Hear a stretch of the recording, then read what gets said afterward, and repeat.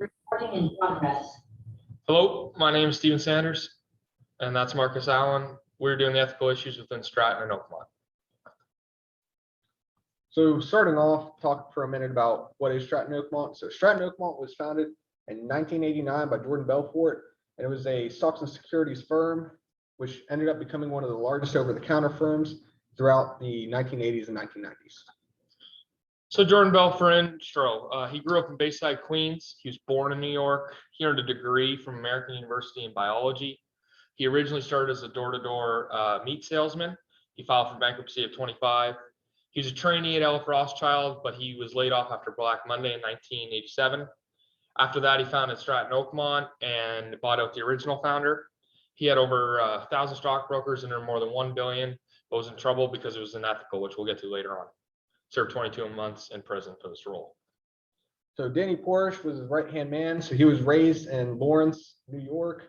He attended both Dickinson and Boston College, but didn't graduate. He was the president for Stratton Oakmont. A lot of the time he tried to play it off as if he was a salesman when he held a much larger role. He had no remorse for what they did and ended up being convicted of insider trading, perjury, conspiracy, and money laundering. He divorced his first wife and married his second in 2000 and ended up being sued for not paying child support. So some ethical issues. Stratton Oakmont is a company based on the premises of success overall. There's many former employees talk of one of the company's motto being "Don't hang up until the customer buys or dies." Stratton Oakmont would also use customer settlement, confidentiality, such as NASD and the SEC. Their kind of goal and motto was steal from the poor to give to the rich. And the firm did not utilize any internal control measures as they did not want to prevent any ethical issues as well. So some of the crimes that were committed. So it was a form of microcap stock fraud where they would inflate the price of an owned stock in order to sell at a higher price.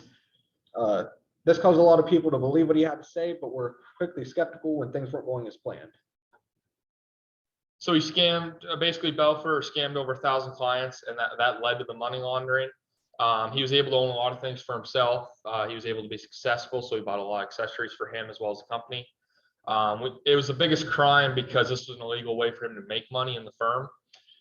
We were also surprised that it was kind of kept up for close to 7 years before someone was thrown in prison because of it. So it was kind of interesting to see that as we looked into it. Investors' hard-earned cash was being sent over because their thought process, as we mentioned before, was steal from the poor to give to the rich. So as far as the downfall of the firm, it began with the arrest of a drug dealer named Todd Garrett. Jordan started manipulating the stocks early, but wasn't caught until 1996, which ended up causing speculation. And they realized that he was stealing money as things were happening different than he had intended.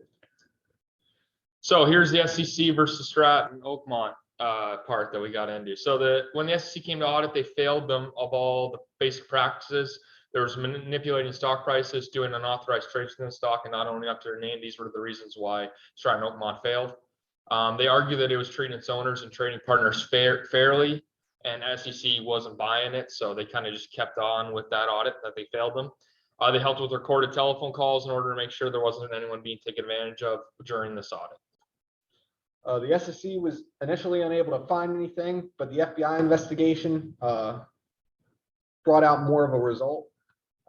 Eventually, Belfort ended up getting a 2-year jail sentence, while Danny Porsche got 4 years. The firm had over 1,000 customers that basically got gypped out of money. The National Association security dealers were on their case even when they opened in 1989. They manipulated stock of over 30 companies in the span of 7 years. They basically, the reason why they did this is they hyped up their stocks in order to make them worth a lot of money and then put them out on the public for way over what the price should have been. So they might have bought them for $5, but they put them on the market for $75. Their stocks were purchased for pennies, but sold for dollars, which is called chop stocks that they're guilty of as well, which I just explained. What allowed this to happen? So there weren't very many morals back then. He was able to get away with it at the beginning, but before a few years, people started to notice, and that's when the reports came in, and there ended up being people in jail because of this. So the next steps, following his release from prison, Jordan Belfort moved on to do many things such as writing motivational speaking. The books were described as accurate, save for his own role in them.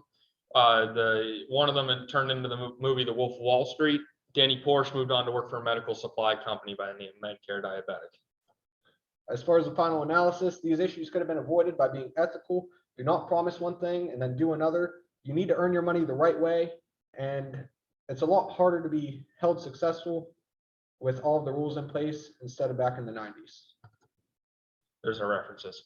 Thank you all for your time.